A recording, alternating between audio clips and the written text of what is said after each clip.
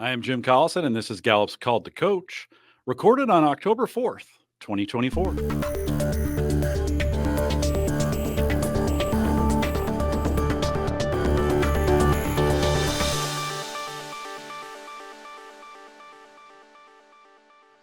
Called to Coach is a resource for those who want to help others discover and use their strengths. We have Gallup experts and independent strengths coaches share tactics, insights, and strategies to help coaches maximize the talent of individuals, teams, and organizations around the world. If you're listening live, and many of you are, we'd love to have you check in the chat room.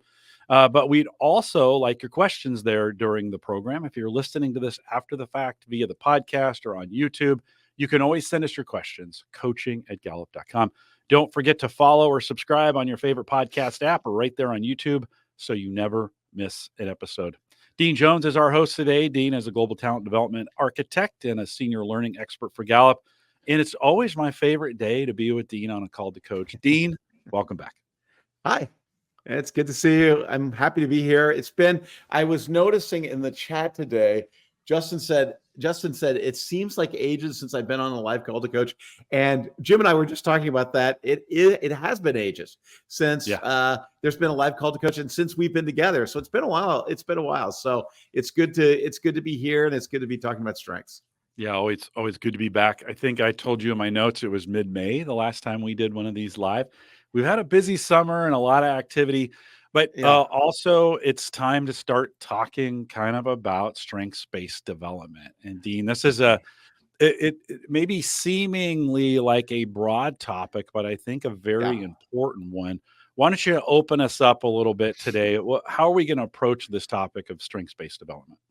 Yeah, it's interesting. So when I was thinking about our topic for the day, I was thinking about what we should talk about and what would be useful and valuable. Part of the place I always go is I always kind of look at the stuff that I'm working on and the stuff that I'm thinking about as a topic.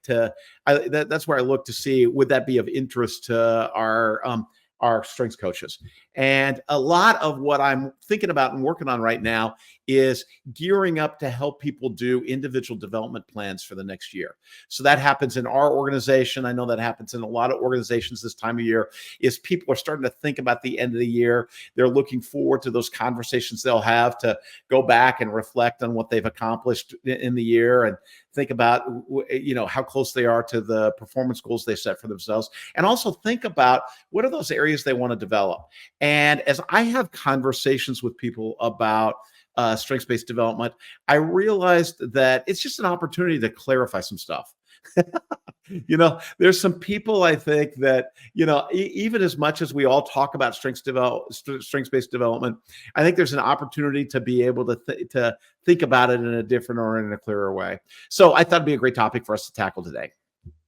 Yeah, I agree. And I think it's always a great reminder that maybe that strengths-based development is something that happens throughout the year and not only tied to a performance review or only right. Like we have those 5 coaching conversations that we talk about, but how this can be also, I think today, sometimes the temptation can be to build these big plans around it. We're going to talk some of that, but it also is on a daily basis as things are happening, right? And so just a good reminder, we're in this thing every single day, I think. That's right. And it's interesting. Yeah, it's interesting. Well, so the last time we actually had this conversation about strengths-based development, I was a little concerned, like, hey, is this going to feel redundant for people? The last time we actually had this conversation was back in 2000, the very, very beginning of 2016. And at that point, we only had about 1,000 certified coaches under this current program. So, and now we have 20,000 and 30,000 in the community. So it's a different world. So yeah, here's where I thought we'd start into the conversation, is to just talk. I always love to kind of just make sure we're all working from the same foundation. So I want to talk a little bit about strengths. And so when we're thinking about development, and we're thinking about strengths-based development, the first thing I think that we got to remember is that strengths is synonymous with performance excellence. That when you're thinking about strengths, you're thinking about, sometimes I think that people still confuse talent and strengths. and that they're using that interchangeably. By definition, strengths is really synonymous with performance excellence. I love this quote from Don Clifton. He said that excellence is the manifestation of talent through practice and learning. I'll say it again because I think it's a good one, and not one that we use as much. Excellence is the manifestation of talent through practice and learning. So by starting to apply our talent and practice and grow and learn, that's what we yield. We end up yielding is excellence. And it's important to remember that you don't have a strength unless you've got results. So as you're developing your strengths, sometimes I think people will say, "I have a strength in a particular area." And what they mean is, no, I've got talent in a particular area and I'm working on developing that into a strength.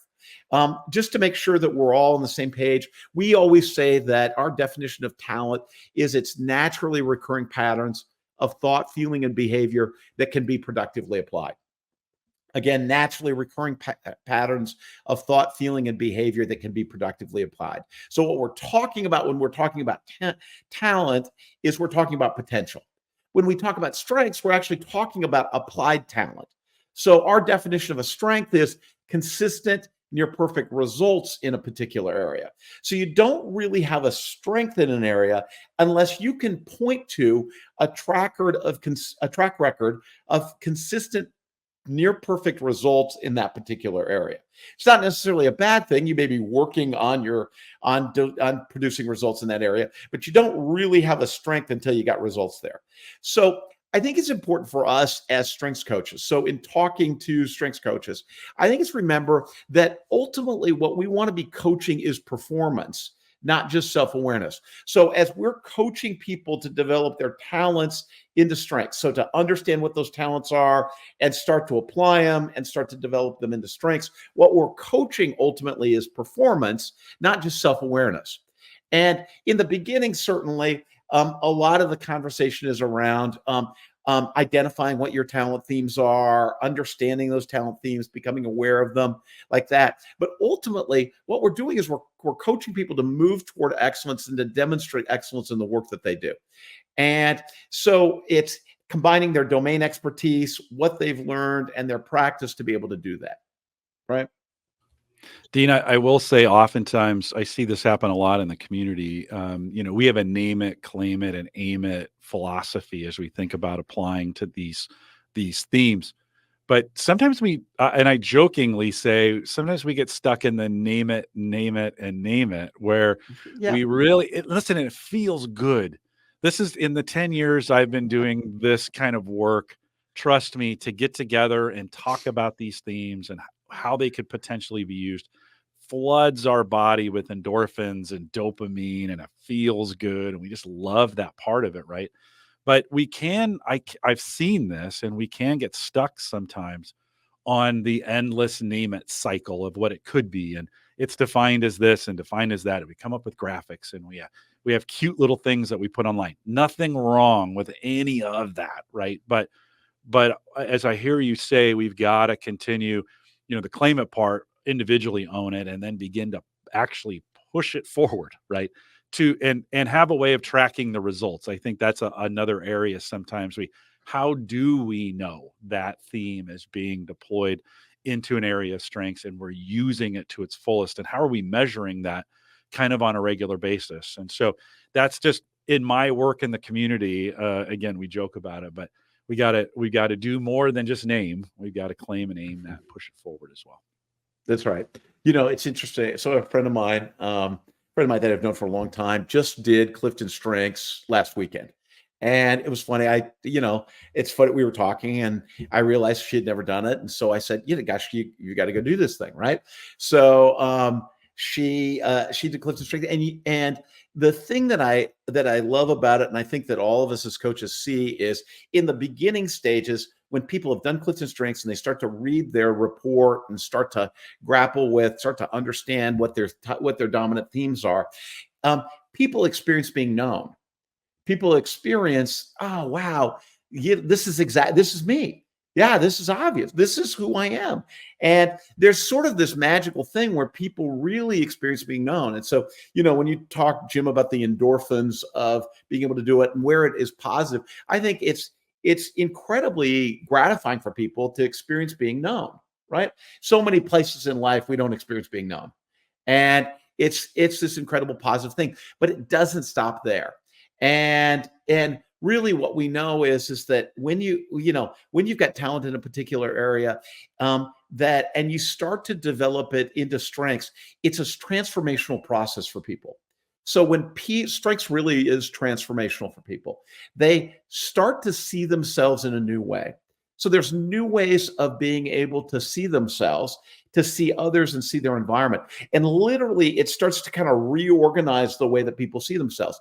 They're left with new ways of thinking about themselves, new ways of feeling and behaving, and there are new openings that they see for action based on really focusing on and investing in their strengths.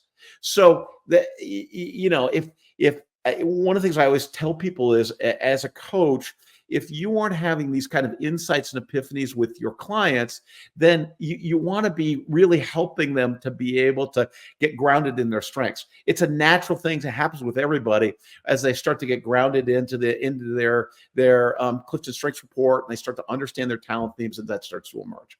So that's an important piece of it, right?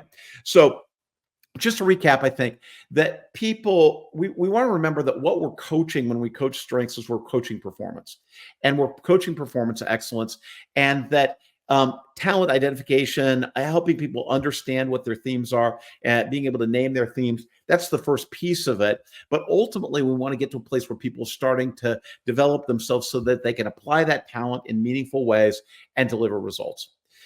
So one of the things we've made a distinction on is the difference between, and if you've been through our coaching courses, this, is we made a big distinction between strengths development and conventional development. And it's a way of kind of talking about how strengths development is different. It goes back to that question that Don Clifton asks famously, what will happen when we think about what's right with people rather than what's wrong with people? And what it points to really is strengths development is really designed to be a breakthrough in the way we think about human development, right?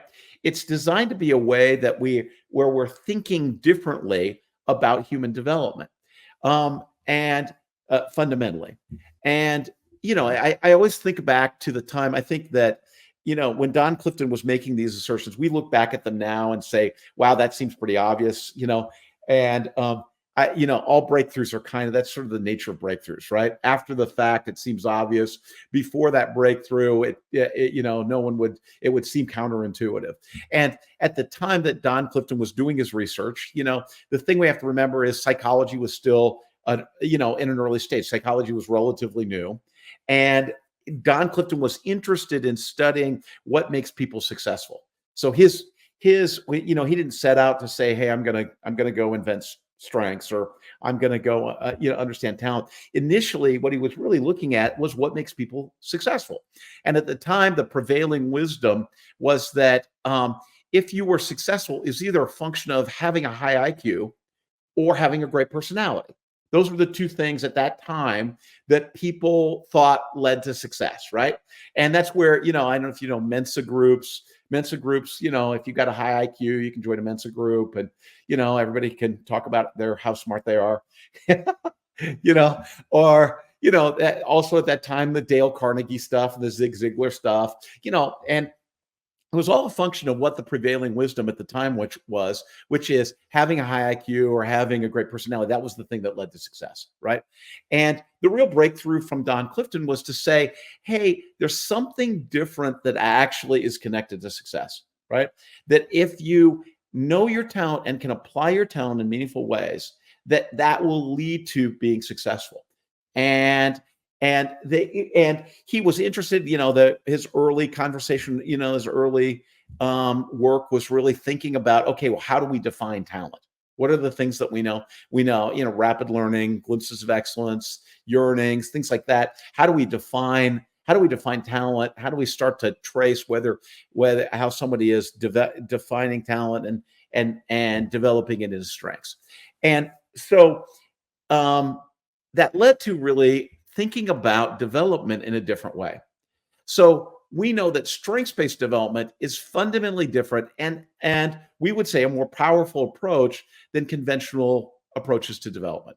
In conventional development, you're really looking at, and you still see this in a lot of organizations, where we're looking for improvement areas. We're looking for those areas where somebody in an organization is either needs improvement or not meeting expectations relative to competencies in a particular role, and development is applied to help somebody be able to meet the expectations of a particular role.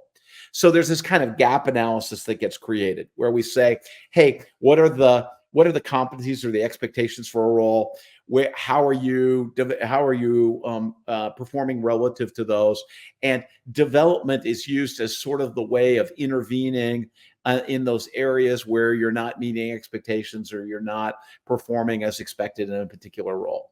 And the idea is that if you've got a failure or you've got a weakness in a particular area, that providing development will get you up to that, and ultimately you'll be able to perform successfully in the role, right? The problem with it is that it's based on this false notion that strengths and weaknesses are opposites. People think that strengths and weaknesses are actually opposites, and they're not, right? By investing in a weakness, you never end up with a strength. By investing in an area where you need improvement, the best you'll get to is average or mediocrity.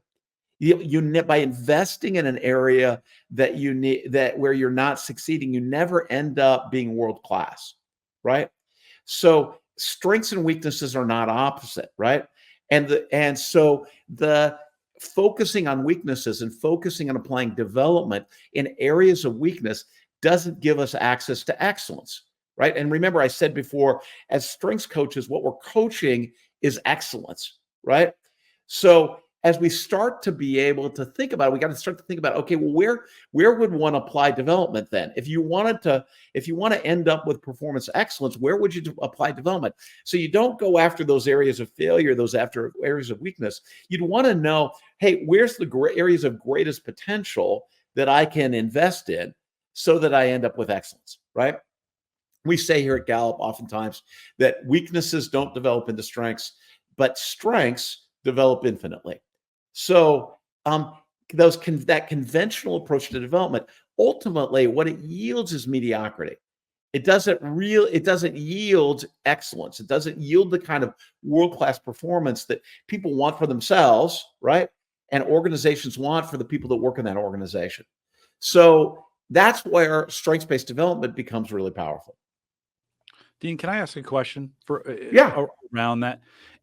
We mentioned early in the program, we've been talking, you and I have been talking about this here for years now, eight Yeah. as we go back to the first time.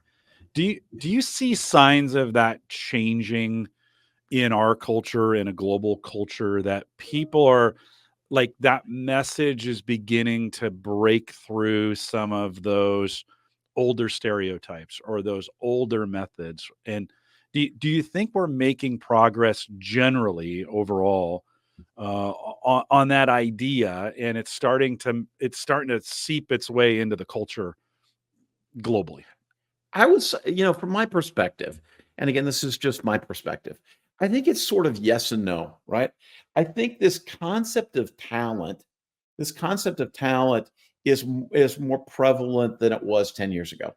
This notion that what people are bringing the organizations, that they're bringing their natural talent, and that everybody has talent to contribute, and that it's not just a function of the education that I had or the way I performed on my last job, but that what I'm bringing is my talent. And you see this, when you look at organizations where there's an emphasis. I don't think the vernacular sort of followed it, but where there's an emphasis on talent management, right? People think about talent development or talent management inside of organizations.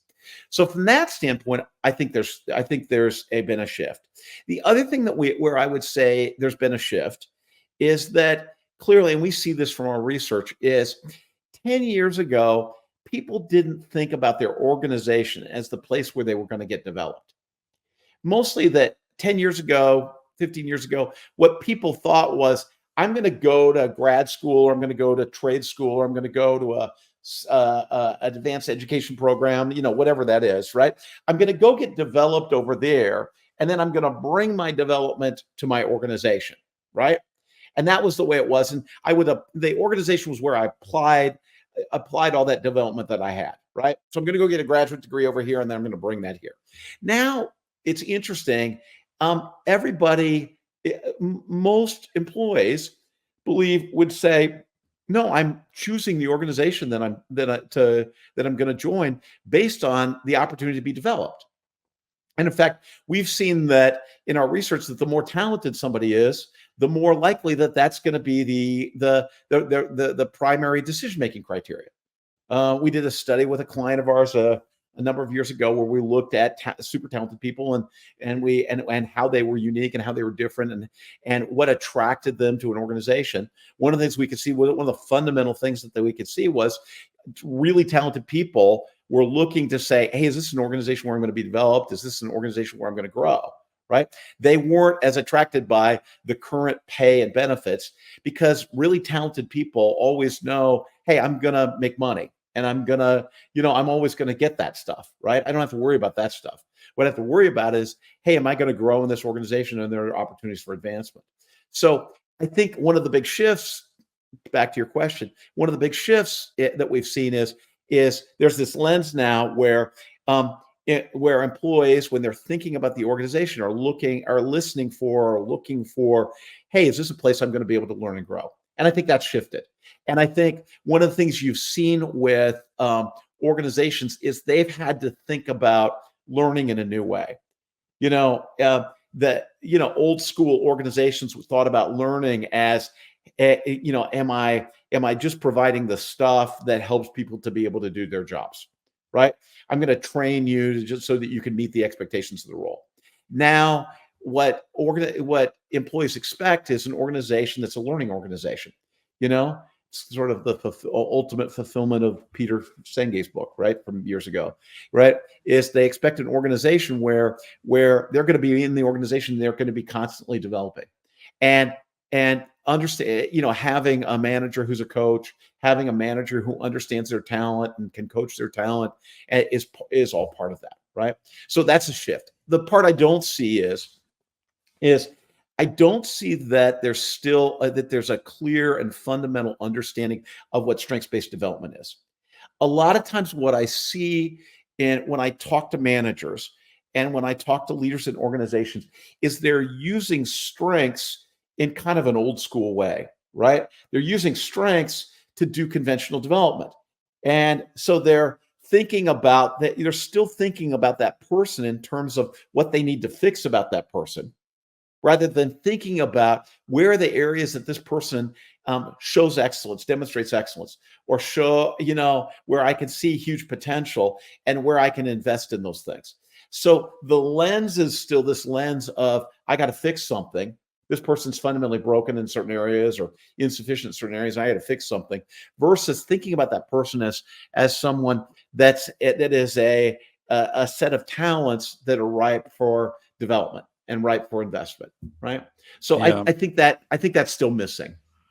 One of the reasons I asked this question, I think it's so important, is we look back over the 8 years at 1,000 certified coaches, so to speak, maybe when we did this last, and Yeah. 19,000 now, is that, and I live in a little bit of a bubble on LinkedIn, but I do follow and many of our certified coaches in that, and I see, so my feed is just a ton of you listening to this, posting pictures of events and things that you're doing with organizations, right? Opportunities for you to take Clifton strengths in an organization and talk about this. And as you were mentioning this, I was thinking it's never been more important now to understand this, because we have an incredible reach today, as I see globally, as these certified coaches are in these organizations that we just didn't have those numbers 8 years ago. And so Dean, I guess I just want to emphasize, like, for some of you, you might be listening saying, duh. But for others of you, make sure, and we have incredible impact happening. I mean, 9/10 of my feed are pictures of Clifton Strengths Discovery Days, or folks have this opportunity to have this kind of influence and to take it from the name it, claim it, and aim it, and really drive it towards organizational performance. And I've never felt more the responsibility of that globally than I do right now. Just as I kind of put these pieces together, and you're kind of like, oh yeah, we have a huge responsibility here. Let's make sure we're doing this right as well. Yeah, I think that we have a huge responsibility and there's a huge opportunity. The thing I always look at is we have, roughly speaking, just right under about 30,000 people around the world that we've trained to be strengths coaches over the course of, since that's roughly speaking, since about 2012. So under the current program, just a little less than 30,000 people that we've trained to be strengths coaches. And at the same time, we have about 2 to 2.5 million people each year that do Clifton Strengths. So, there are a lot of people out there that need a coach, and so there's just a huge opportunity out there, and all those people work in organizations that are still evolving. So there's just a huge opportunity to be able to do that. So when we think about strengths-based development, right, I want to give you a little bit about strengths-based development, and then I want to talk a little bit about building a development plan. So when we think about strengths-based development, and I want to talk about the strengths piece of it, we're really fundamentally just saying, hey, in order to develop somebody, we're going to start by identifying what their talents are and developing them into strengths, right? So what does it mean to do strengths-based development? It means you're starting with talent as the foundation. So you're starting with an understanding of that person's talent and their potential, and then thinking about how we're going to develop in their strengths. So it's a different kind of gap analysis than the kind of gap analysis you see in conventional development, where we're looking at how's that person performing relative to certain competencies or expectations around that, and looking for gaps there. What we're looking for when we're doing strengths-based development is we're thinking about, who is this person, where is their talent, and then where can we invest in that talent? How can we help this person to demonstrate excellence? How can we help this person to be able to be really world-class, right? And thinking about that. Part of it is helping that person. I think there's the part where I think most of us as strengths coaches think about, which is helping them to understand themselves, helping them to have good sense of their own, have some good self-awareness, having that good sense of their own talents and strengths, so that they've got that really as a foundation. The other piece of it, the other side of it, is really helping each person to know, where are they going?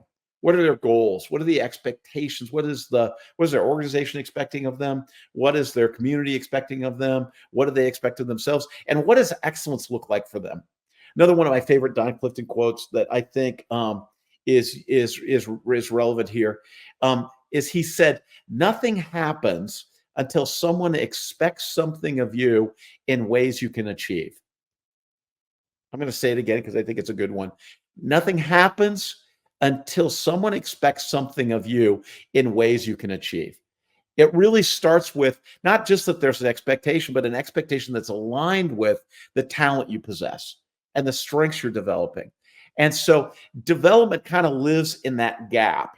It lives in that gap between your understanding of yourself, right? Your understanding of your own talent, and that picture of excellence that you've got on the other hand. That's kind of the gap the gap that we're creating here. Development lives in that gap. Understanding yourself, and then thinking about, what are people counting on me for? And who is it that I want to be, not just for myself, but for the world, right? That gap is where it starts to get clear what I need to be developed in. Make sense? Yeah, that's good. Let's continue. Okay, great. Awesome. So I want to talk a little bit about, how do you go about working with somebody to build a development plan? And I think this is applicable I think this is applicable if you're a manager. If you're a manager working with somebody and you want to work with somebody in a strengths-based way, I think it's particularly applicable if you're a coach, whether you're a coach inside of an organization or you're a coach, an independent coach, and you're working with someone. I think that I think there's just a fundamental way that you want to start to, as you start to think about people. I think the first piece of it is really helping people understand, assess what their talents and strengths are, and to have a good kind of foundation of that. Listening to, looking at their Clifton Strengths report, understanding what is your talent, what is your potential, what are you naturally good at, what comes naturally to you. I think it extends beyond just your Clifton Strengths, by the way. I think Clifton Strengths gives us the language to be able to point to those things, but I think it extends beyond that. It's one of the places where I like to go back to the 5 clues to talent that Don Clifton used to use. It was his early way, I think, of being able to talk about how do you know somebody's got talent in a particular area. The 5 clues of talent are rapid learning in a particular rapid learning, glimpses of excellence, experiencing kind of flow, having yearnings for certain things, and having deep satisfaction. And what you tend to see with this, it tends to follow a particular way. It starts to yearnings and glimpses of excellence start to give you clues. Hey, maybe there's talent in a particular area, or maybe there's something happening. Then what you start to see is that kind of intuitive sense of the job ahead. And along with that, you start to see rapid learning, somebody being able to pick up things quickly or have an intuitive sense of it. And then that sense of flow, right? So they get engaged, they're inside of it, followed then by deep satisfaction. That sense that they've done something that is, I always think about it in terms of a calling, right? It's something where you would say, gosh, this is a great fit for me. I've got a real calling in this area. So the first piece to really, I think, building a development plan is you have to have a sense of, you have to be able to have a sense of what your talent is, what your strengths are around that. You also, and yet you have to really have a sense of, along with that, you have to have some awareness of how it manifests itself. So what are the things when can you see your talent in your life? You have to have some sense of that. You have to have some sense of how your life is given by that. You also have to be able to appreciate it. So one of the things we find is it's just impossible to develop somebody if they don't love who they are, if they don't have an appreciation for themselves and their own talent. So it really starts there. So that's the first piece, right? The second piece really is to get clear about where is it, what do you want to accomplish? Where is it that you want to go? And this is the piece I think as strengths coaches, we've got an opportunity to spend some more time on. I think sometimes we spend a lot of time around talent identification and talent awareness, and not enough time helping people to understand, well, what is your sense of yourself? Where is it that you want to go? How do you see yourself? What does excellence look like for you? What is it? What do you want your contribution to be in the world? And what is it that you want to make a difference in? What is it that you want to accomplish for myself and for yourself? And I think it's got to be something. The challenge I see sometimes is, and you really see this in a lot of organization, is where development gets real transactional real fast, where it's people say, oh, I want to learn this so I can do this. I want to learn this so I get promoted. I want to learn this so I get a raise, right? And ultimately, that's not, in the long run, that's not going to be very fulfilling for people. Ultimately, it's not going to take people to a place where they're going to be ultimately successful. If you're a leader in an organization, you didn't learn what you needed to learn just so you could get promoted, right? You ultimately, you started to master stuff because you had a passion for it, you had a talent for it, and you could see that it made a difference. And it was something that when you see, as you mastered those things, you could see that was a thing that you wanted to give your life to, right? So when we're looking at, like leadership is not just about a series of transactions where I learned something and you give me more money, right? Or I learned something and you give me a different title, right? Development really has to be about ultimately, who do I want to be in the world? Part of what I find, so as I talk to groups, part of what I find is challenging is I think there's a place where that this sense of owning your own development starts to kind of flip over for people. And it's not the same place for everybody. But there's a point where, early in your life, as you're kind of coming up, um, other people are deciding how you should be developed, right? So you go to school and you don't, your teachers say, hey, you need to learn this or you need to master this, right? Or you've got a coach or you've got a parent who says, look, you need to learn this, or you need to master this, and so there's other people in your life that are saying, hey, this is important, you gotta learn this, right? There's a point though where I think as you become an adult and you become a professional, where it kind of flips over and it's not so much about what does somebody else say that I need to know. It's what do I want to know for myself? And it's that place where you start to really own your own development, where you say, I'm responsible for my development. I'm responsible for who I am. You get clear about who it is you want to be in the world. And your development is your access to that. And, for some people, this happens, I think, in their teen years. There's a part where they start to see, gosh, this is who I want to be. I think there's people in their 30s that are still figuring this piece out, right? To be able to say, hey, who is it really that I want to be in the world? And what is the difference I want to make? And what is the contribution I want to make? And what do I want my brand to be? And all those things, right? So, but I think at the end of the day, you got to start to own your own development. So you got to just take a step back, right? You got to have that sense of yourself, right? Who am I? What are my talents? What are my strengths? You've got to have that sense about where you want to go, right? What is it that you want to accomplish? Who do you want to be known as in the world? And between those two things, you start to see it starts to get the clearer you are about those two things, the clearer it gets for you how you need to be developed. What development is really available, because your development is the thing that's going to take you from who you are to where you want to be, to the person you want to be. And that allows you to start to kind of be able to focus on that. Now, that's oftentimes the place, I will tell you, where people need a coach.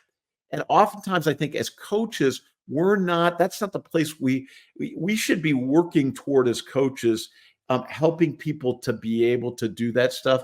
I think a lot of times as coaches, we're for right or wrong, and sometimes this is the job we're given rather than the job that we want. But oftentimes as coaches, we're working around talent identification and talent awareness, and we're not thinking enough about how do we help people to build development plans that are going to help them to be able to be world class, right?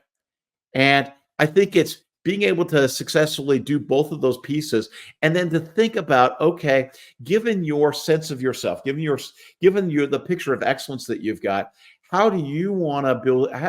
What is the development that you want? How do we put together a plan that helps you, that takes you from where you are now to exhibiting the kind of excellence that you want? Make sense? Yeah, Dean, what for me, it raises the question of where does opportunity fit into this model? In other words, if I want to say, here I am, a podcaster for Gallup doing social media and marketing, but I really want to be a firefighter, right? Right. You know, hey, and listen, that's an extreme example, right? But Yeah, my talents lead to that. I high activator, high arranger. I love environments where that's happening. But yeah, in my part where I'm at in life, I mean, could I do that? Well, maybe the opportunity, again, that's an extreme example. This is an yeah, area I see in the community all the time. How do we wrestle with that? Yes, I have these talents, and yes, I'm going to point them in this direction, but that opportunity may not be in front of us. Do I invent the opportunity? Do I go look for the opportunity? Do I move to any thoughts on that? Because that yeah, seems to be a piece that's sometimes missing is, well, what's available to you? What could you do, so to speak? yeah. Any thoughts on that? Yeah, I got two things I'd say about that. It's a great question, Jim. I think one of the things we have to be clear about is that talented people always have plenty of opportunities. You know, talented people always have tons of opportunities. And the challenge a lot of times with talented people is not, are there enough opportunities, but picking the right opportunities. And oftentimes, I will tell you, I think people get confused because there's opportunities in front of them, and other people are excited about them doing that thing, but they may be taking the opportunity because other people are so excited, right? It's that thing where, growing up, we think, our parents know best, or our teachers know best, or our coaches know best, or whoever it is, right? Right. And so we do the things to make other people happy. And there's a point, just like owning your own development, where you have to start to be able to be clear about what are the opportunities that are right for you. So it's that getting clear again about who you are, right? And getting clear about what is it that you want. When you're clear about those things, it gets clearer for you which opportunities are good opportunities for you and which are opportunities that you should pass on, right? Just because someone says, "Hey, you'd be great at that," doesn't mean you should necessarily do it, because on one hand, it may not be in line with all of your talents. It may be in line with some of them. And on the other hand, it may not be aligned with the person that you want to be, right? And so I think it's choosing the opportunities is more important than having the opportunities, right? I also think for people, that people get a little lost on, how do I generate opportunities for myself? And part of it is being clear about what it is. This I can't undersell or underestimate having a picture of excellence enough, having that sense for yourself of where do you want to be, where do you want to be, and being able to communicate that to others, right? Jim, if really, to use your silly analogy, but I'm gonna work with it for a second here, okay? But if everybody in your life is aligned around, Jim's dream is to be a firefighter, right? And Jim talks about firefighting all the time, right? And he really sees a lot of his talents are aligned with being a firefighter. We really see, he was, there's a flare up on the grill the other day. He was able to put that out, no problem, you know. But it's if when you're clear about it and then you're speaking it into your community, like your community starts to get aligned around it, the opportunities start to show up. It's a funny thing how that works, right? A lot of times what you see with people is they aren't clear what they want. So their community can't respond because they're not clear themselves. And they're not clear. And so that's where, as coaches, I think we have good work we can do with people to, one, help people get clear about themselves, but then also help people get clear about what it is that they want for themselves, right? Where is it that I want to go? You know, um, there's this old saying, if you don't know where you're going, any direction east will take you there, right? And so you don't need a map, right? It's just you just start walking, right? So for a lot of people, I think it's helping people with that kind of calibration around where is it really that I want to go? Where is it really that I want to end up? I want to say one more. I want to say one more thing, and then if there's some questions, I'm happy to take some questions around this. I think this piece about development. Sometimes I think that, excuse me, particularly in organizations, that people think about this thing of development as applicable to young people or people that are early stage in their career. And one of the things that gets frustrating for me is, I oftentimes I'll have managers ask the question. I'll have managers ask the question, "Hey, I've got somebody who is at a late stage in their career, and I don't think development is really important for them. I don't think they're really interested in development. They just want to come want to do their job and leave, right?" But the truth is that what's engaging, whether you're in an early stage of your career or a late stage of your career, what's engaging for you for people is being developed. And people never there's not a piece where people stop developing, right? In fact, we also know, when you look at from our engagement research, we know that engagement kind of has a U shape to it in organizations. As when you look at engagement and tenure, some of your most engaged folks are your newest folks, and then people go through kind of a dip. But what's interesting is, as those long tenured folks, engagement starts to come up again, right? And so you got these people that are tenured in your organization and very engaged. They also need to be developed. And my point is it's the same stuff, right? My point is that having these conversations, who are you now, right? What are your talents and strengths now? So at a later stage in your career, your talents, more of your talents have been developed into strengths. And you've got a track record around some of those talents, having developed some of those talents into strengths. At the same time, you're clear about what you want and what you don't not want in most cases. And at the same time, maybe interested in trying some new stuff, doing some different things. So there's plenty of opportunities for development. And so it's not just about that piece of, hey, I'm going to develop people so that they get promoted, or I get develop people so that they can, advance in their career. It's also helping people to develop so that they can exhibit greater levels of leadership and greater expertise in the work that they're doing. Jim, do you want to take some questions? Yeah, let me. Justin had asked a question a little bit earlier, Okay. and we'll call this one back. He said, "School system often focuses on conventional development. What might your favorite thing be to say to a teenager who, understandably, feels strengths-based development approach is not for them?" Yeah, that's a good question, Justin. I'm not sure all that. I think this is probably a bigger conversation, right, around this. But um, you know, so the thing that just comes to mind immediately is the difference between pedagogy and andragogy, right? Pedagogy is training, is educating young people, right? And andragogy is adult learning, right? And it's that shift from one to the, it's that kind of shift from one to the other. In pedagogy, you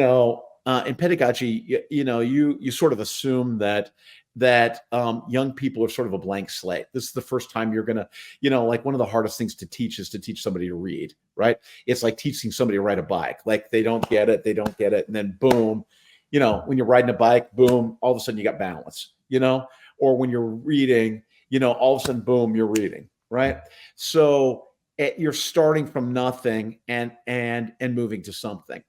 With andragogy, when you're training adults, it's a little different because, and it's why I think you have to, the technique is different between teaching young people and teaching adults, because, and sometimes people don't really want to teach adults because sometimes it's easier to teach kids. I don't, we could probably have a debate on that one all day. Is it easier to teach kids or adults, right? But one of the challenges I think sometimes with the teaching adults is they've got this whole lifetime of experience and knowledge. So when you teach them something new, they map it on all that experience, and they will tell you, yes, is this jives with my experience, or it doesn't. And you have to be able to honor all the experiences and what they've learned in the past in order to be able to teach them. The other thing is that I think all good teachers do this, but relevancy is typically a bigger thing with in adult learning. Is how you really have to, in order to teach adults, you really have to, when you give them something, when you're teaching them something, you really have to have a strong context to be able to show them how this is going to be relevant for you. Now, we also know that when you're teaching young people, it's the same, right? To some degree, helping them, great teachers help them see how this is going to be relevant for them. It's one of the reasons, and I will tell you, it's just an opinion I have. I think sometimes that we worry too much when we're teaching young people about relevancy, as how are they, it's like this kind of push from a lot of educational institutions to only focus on things that are job related skills. I think there's certain things that we learn that just make us good people, right? And well-rounded people, and people that can experience life and appreciate life, right? And not everything is something that I'm necessarily going to use to make money. And so I think there's a difference there. So Justin, I hope I answered your question. It was a good question, and it's probably one we can talk about more, but hopefully that was useful. Yeah, I think back to our high school internship days. I had these students in high potential, and there was maybe a tendency to kind of focus on, this was a software development program, and so it would have been easy to spend time thinking about only the skills required to do software development, right? Coding or whatever. And we spent a lot of time just talking about their individual talents, and thinking about how those applied. And we did a lot of things where they had to work together to do things, right, that were not necessarily, software outcome, but some areas that they could continue to grow and learn and give opportunities for. Just recently, a couple months ago, I got a message through LinkedIn from one of those high school interns from 10 years ago who Wow. said, "Hey, thanks for giving me all these opportunities professionally. I'd never be where I'm at today if I hadn't spent time, in the high school program at Gallup." And it was just a great reminder of all that work of, you know, it didn't lead to a job here. He didn't even stay in Omaha. He ended up moving to New York. But it was that time we invested in him doing that.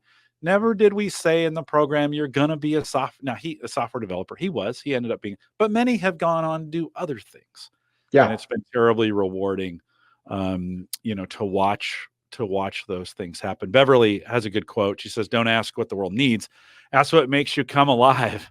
Go and do Hmm. that, because that's what the world needs, is people who come alive in that. Yeah. And Dean, in my own situation here, I mean, I never in a million years, if in my 30s said, "Well, I'm gonna be a podcaster someday," Right.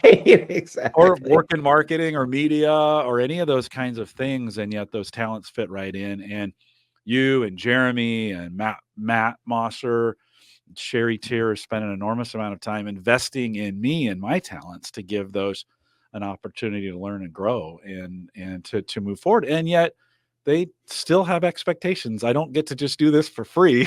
There's expectations, right? As we're talking about that. So it's kind of a microcosm of my own experience here in doing this. Who would have Yeah. thought that we'd be doing these things? You said, some people don't even figure it out till their 30s. I was solidly in my 40s before I figured out this What was is it? some. Yeah. Yeah, Yeah. yeah, I think it goes back to the thing that Beverly said in the chat here about job crafting. Sometimes we call it job shaping. You know, is that one of the things we know that over time, as you know more about your talents and strengths, it allows you to know what you do best, and the more you have the opportunity to do what you do best every day, then we know the more engaged you are, and great managers will help you with that. If you've got a great manager, great managers paying attention to what are the things that you do well? What are the things that you like to do? What are the things that are aligned with your strengths? And they will help kind of shape your job around those things and to help you be successful.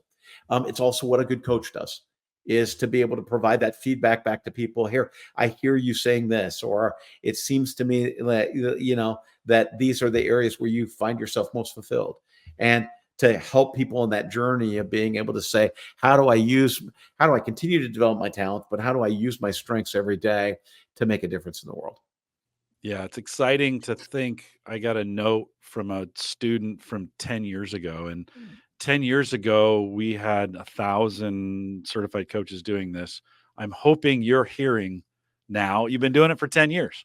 I hope you're hearing from some of those folks you coached 8 or 9 or 10 years ago, because it's an amazing feeling when you get that opportunity to say, "Oh my gosh," like, wow, Yeah. right? And it's very, very, very fulfilling. So I think we have some of those opportunities now.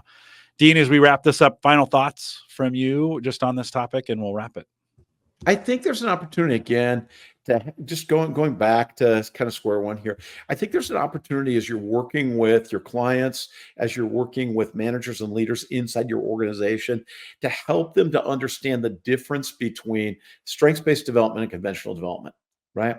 When you've got folks that aren't fulfilling the expectations of a particular role, and you need to work with them, that's great, and they may need to be there may be training that they need, and may need support, and they may need feedback around that. But again, we don't want to be we don't want to be a mystery about that. That's the kind of development to get people up to meeting expectations. That's the kind of thing that belongs more on a performance plan than on a development plan.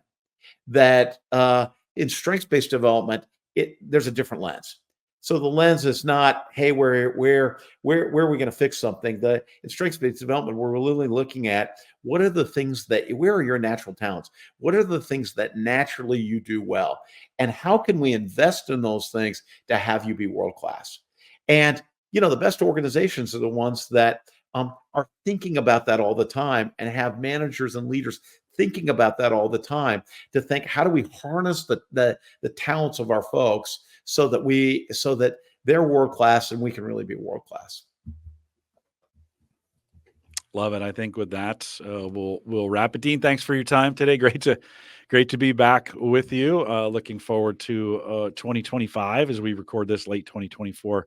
Some exciting things ahead, and thanks for listen. Thank you for the development you've poured into my life over the last 8, 9, 10 years as we've gotten to do this together. So thanks for being a partner and a coach and a friend through all these things. I think as you're talking through all these things, I'm like, oh yeah, you've done all that for me. Right? It's all there. It's a great, I could go back and say, oh yeah, here and oh there and this and that, right? And whether I knew it was happening or not, you were investing in me. So thank you for doing that as well. Appreciate it. You're welcome. With that, we'll remind everyone to take full advantage of all the resources we do have available in Gallup Access. Lots that's out there for you. I just think, back in June, we launched some new partnership exercises that are I need statements available off your strengths dashboard in the community tab.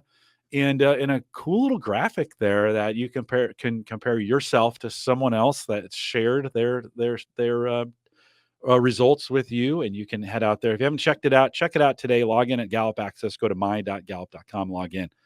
Check out that strengths dashboard and community tab for coaching, master coaching, or to become a Gallup certified strengths coach. We do that as well. You can send us an email, coaching@gallup.com, and that address is good for any questions that you might have. Stay up to date with all our future webcasts, and we've got some more coming by joining our Facebook groups, or find us on any of the social platforms just by searching Clifton Strengths.